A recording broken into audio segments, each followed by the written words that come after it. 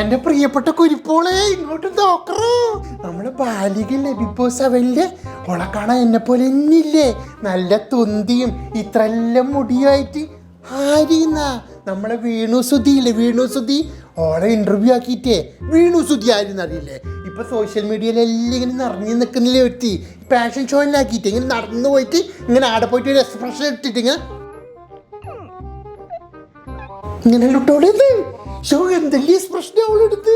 ഉദയനാണ് താരത്തിൽ സരോജ് കുമാർ വരെ ഇട്ടിട്ടുണ്ടാവില്ല ഇങ്ങനത്തെ എക്സ്പ്രഷൻ.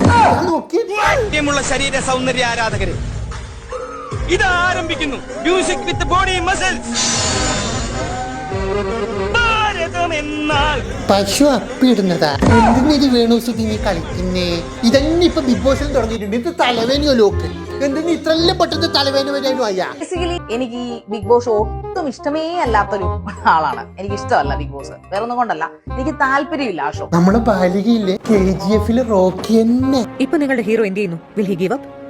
ഒരു കയ്യബദ്ധം നാറ്റിക്കരുത്. മൊത്തത്തിൽ ബഹളമയമായിട്ടുള്ള സമാധാനം തരാത്തൊരു ഷോ ആയിട്ടാണ് എനിക്ക് ഫീൽ ചെയ്തത്. ഓ ബാലികരെ ഓരോരോ ഇന്റർവ്യൂ കണ്ടാലുണ്ടല്ലോ ഒട്ടും സമാധാനം മറ്റുള്ളവർക്കും കൊടുക്കൂല, കാണുന്ന നമുക്കും കിട്ടൂല.